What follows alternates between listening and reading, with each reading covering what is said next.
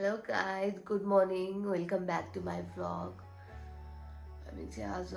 Dry पिकनिकको लागि बाहिर जाँदैछौँ अनि म चाहिँ भर्खरै उठेँ अब फ्रेस हुन्छु त्यसपछि कहाँ जाँदैछु म हजुरहरूलाई सबै देखाउनेछु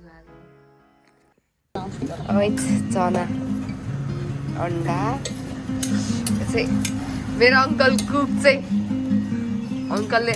बिहानै 5 बजे उठेर चना अन्डा सबै पकाउनु भएछ मेरो अङ्कलले चाहिँ अनि हामी चाहिँ सुतेर भर्खरै उठेको हामी चाहिँ अल्छी चना नि पाकिसक्यो खाना मात्रै जाने के हुन्छ रेडी पनि भइसके अब हामी आज ड्राई पिकनिकको लागि जाँदैछौँ कुन ठाउँ जाँदैछौँ म हजुरहरूलाई देखाउने छु अहिले पछि भन्नेछु देखाउने छु A few moments later. Guys अब हामी चाहिँ निस्किसक्यौँ घरबाट अब हामी ड्राई पिकनिकको लागि जानु लागेको नि त अङ्कलको गाडीमा जानु लागेको हामी रेडी भइसक्यौँ गाइज अब ठुलाबालाई लिन भनेर ठुलाबाको घरमा आइसक्यौँ अब हामी सबैजना मिलेर जाँदैछौँ मेरो अङ्कल चाहिँ चलाइराख्नु भएको छ गाडी अनि ठुलबाबा हामी चाहिँ अघि ठुलबाबालाई लिन भनेर गएको त्यसपछि अनि सानीमा मेरो सानीमा होइन अनि ठुलो भाइ मेरो सानो भाइ उइटी हाल्लो भनिदेऊ भनेन Hello, Mandori. Hello, Mando. Hello, guys. Super. Hello, guys. Mando. Picnic जानको लागि ड्राई पिकनिक जानको लागि सबै फ्यामिली जान लगाइरहेको छौँ नि त अनि त्यही भएर अब एकै ठाउँबाट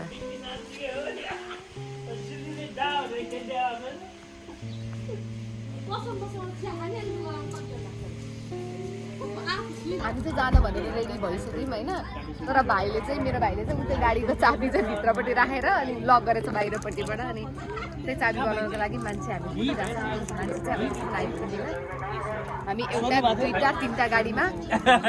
ड्राई पिकनिक जाँदैछौँ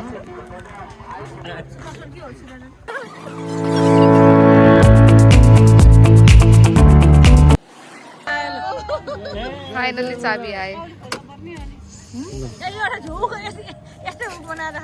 एउटा हुक्रा मुटे चाहियो प्रेसर चाहिएन प्रेसर यसले गाडी चाबी जोड्न राख्यो चाबी जोड्न हुक्ले हुन्छ र हामी चाहिँ यो गाडीमा अनि नेक्स्ट गाडी त्यो अनि त्यसपछि हाम्रो अर्को गाडी घुम्ने हिँडा दिनैभरि घुमेन भने हामीलाई अब अर्को गाडी तिनवटा गाडीमा चाहिँ हामी फर्काउन मात्रै खानेकुरा छँदैछ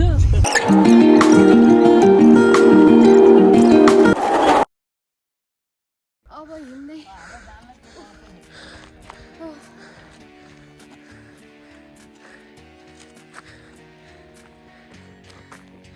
कति रमाइलो है डाँडा काँडा हरियाली फेरि यहाँबाट पिस आउँछ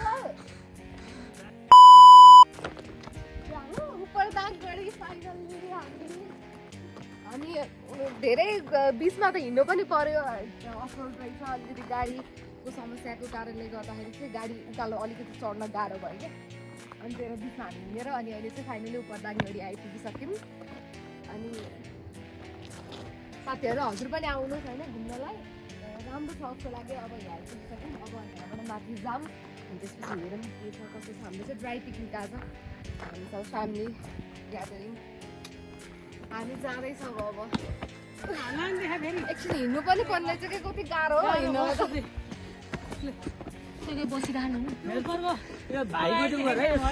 हामी टोटल 20-25 जना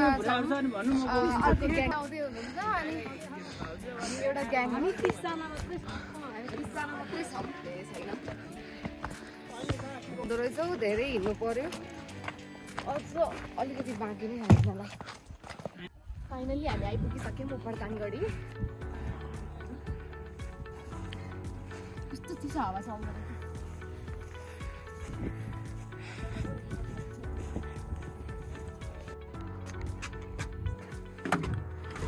हामी आइपुग्यौँ उपरदाङ गढी वाउ कस्तो राम्रो रहेछ मैले सोचेको भन्दा पनि धेरै राम्रो कस्तो मन पर्यो कस्तो रमाइलो ठाउँ रमणीय वातावरण सबै कुराहरू ठिक लाग्यो मलाई चाहिँ उपरदाङ गढी वाउ कस्तो राम्रो रहेछ होइन हिमाल पनि देखिँदो रहेछ यहाँबाट त कति राम्रो देखिन्छ याहु उपरदाङ गढी यहाँबाट त लड्छ होला है कस्तो राम्रो लाग्यो मलाई चाहिँ राम्रो लाग्यो घुम्न आउनु पर्ने ठाउँ रहेछ है बाबु यो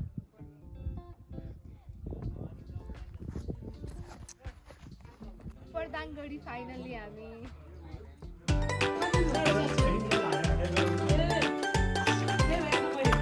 भात पनि आइसक्यो अब एकछिनमा नाचगान गर्ने रमाइलो गर्ने खाजा खाँदैछौँ हामी ग्रुप है यतिजना सबैजना उसमा छ है उपरदाङ गढी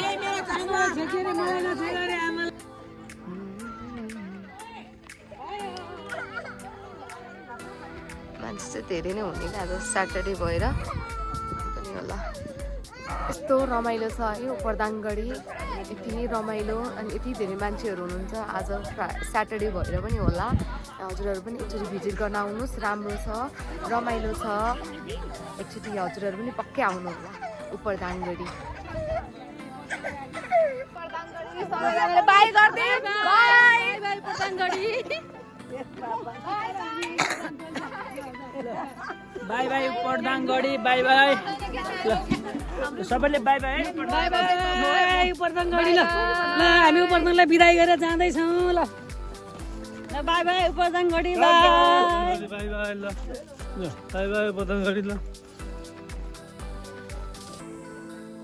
डिस्कसन हुँदैछ पिकनिकको यस्तो भयो रमाइलो भयो भन्ने कुराहरू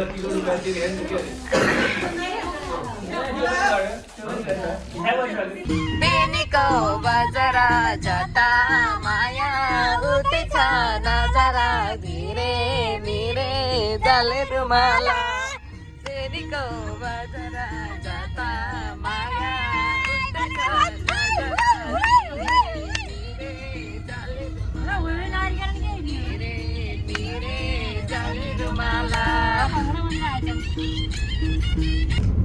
आजको हाम्रो पिकनिक पनि सकियो अब हामी घरतिर फर्किँदैछौँ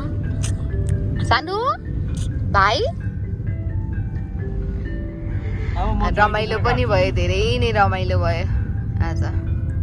अब घर पुग्छौँ एकछिनमा अब पुग्न लाग्यौँ एकछिनमा पुग्छौँ अब हामी घरतिर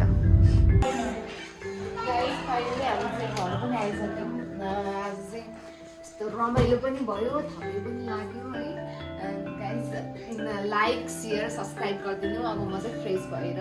आजको भ्लग यही नै इन्ड गर्छु and bye guys see you on next vlog like share subscribe